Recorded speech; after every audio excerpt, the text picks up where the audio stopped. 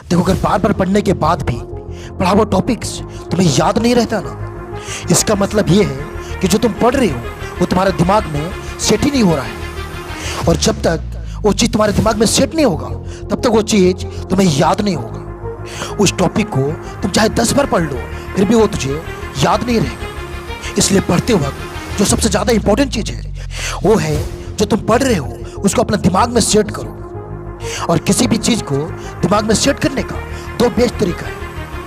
Number 1, जिस भी topic को तुझे पढ़ना है, पढ़ने से पहले उस टॉपिक के बारे में थोड़ा सा रिसर्च कर लो कि वो टॉपिक किससे रिलेटेड है और वो टॉपिक किस चीज़ के बारे में है। जब इस तरह से रिसर्च करके तुम उस टॉपिक के बारे में थोड़ा पहले जानकारी हासिल कर लोगे ना, फिर जब तुम उस टॉपिक को पढ़ने बैठोगे वो तुम्हें आसानी से समझ में आ जाएगा और वो टॉपिक तुम्हें अच्छे से याद भी हो जाएगा। नंबर 2, सिर्फ पढ़ो मत बल्कि उसे समझो।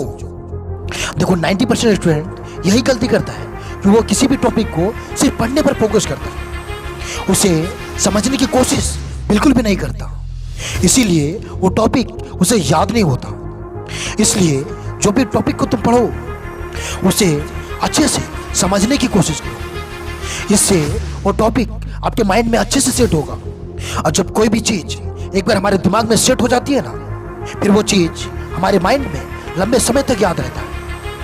इसलिए अगर बार बार पढ़ने के बाद भी पढ़ा हुआ चीज़ तुम भूल जाते हो ना, तो अभी से इन दोनों टिप्स को फॉलो कर लो।